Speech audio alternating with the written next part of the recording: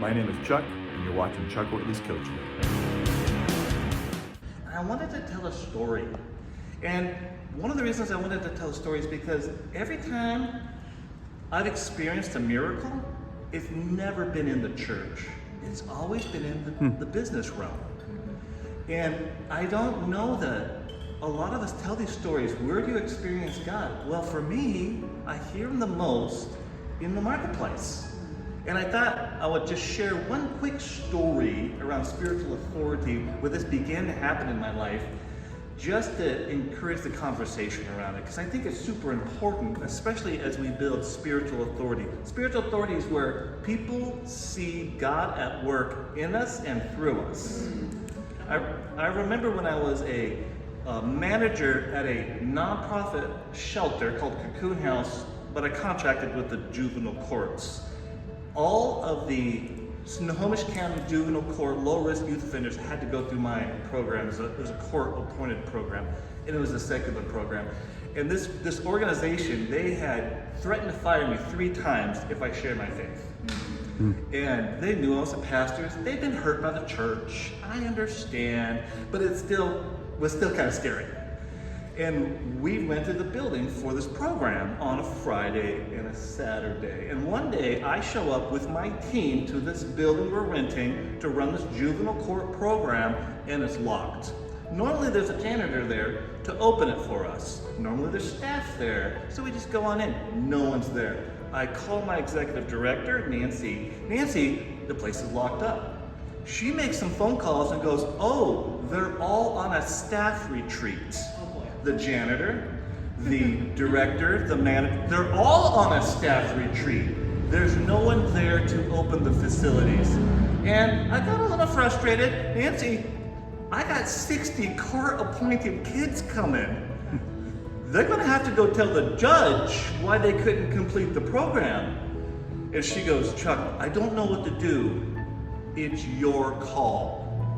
And I don't know if you've ever had a manager do that to you. There's this really difficult decision that we have to make.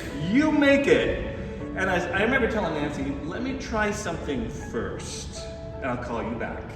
Now, this is about 15 minutes before the court-appointed kids are showing up, and we have to tell them to go home, right? What are we gonna tell the judge? I don't know, right?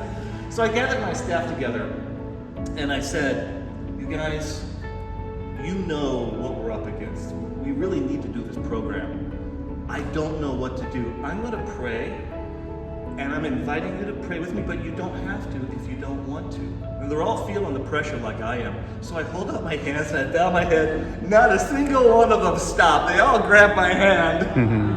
And I said, Lord Jesus, we wanna do this program because we wanna keep the kids out of jail. Would you open up the facility for us? I don't know what to do. And I stopped and I listened. And I hear a still small voice say, walk around the building. Now I'm thinking Jericho. I don't want the walls to come down. I want to get in the building. And I don't know what to do because this is new to me. So I said to everybody, the Lord just said to walk around the building.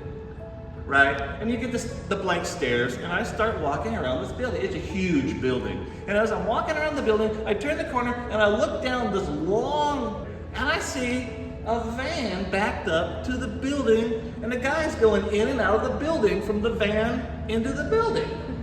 So I start walking up to him. He goes, oh, I'm so sorry. I'm a pastor. We rent this place on Sunday, and normally I set up on a Saturday, but I thought it'd be okay on a Friday. Is it okay? I turned off the alarm. And I said, it's okay, Pastor. It's okay. And we walk in with 10 minutes to go to set up and get going. Now what's crazy, one member of my staff was Christian, the rest weren't. From that point on, anytime I mentioned Jesus or can I pray, they were right there. Spiritual authority. When God demonstrates his reality in you or through you. And sometimes he takes us to the very edge of our abilities and says, can you trust me? Yeah. I'm pretty sure that most of us have either been there, we're there now, or we will be there. And my encouragement is, Don't be afraid to risk everything in front of your clients and your staff and ask God to point the way forward when you don't see one.